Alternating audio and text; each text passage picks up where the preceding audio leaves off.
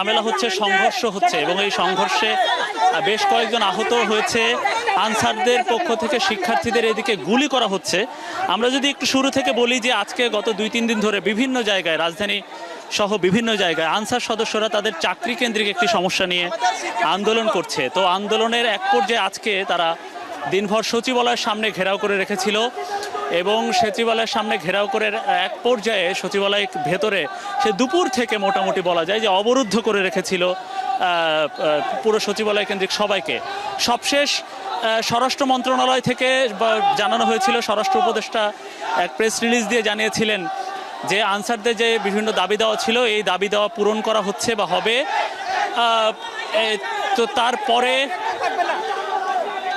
পরবর্তীতে দেখা গেছে যে আনসার সদস্যরা তারপরও সচিবালয়ে অবরুদ্ধ করে রেখেছিল এবং সচিবালয়ের ভেতরে তারা এই যে বৈষম্য বিরোধী ছাত্র আন্দোলনের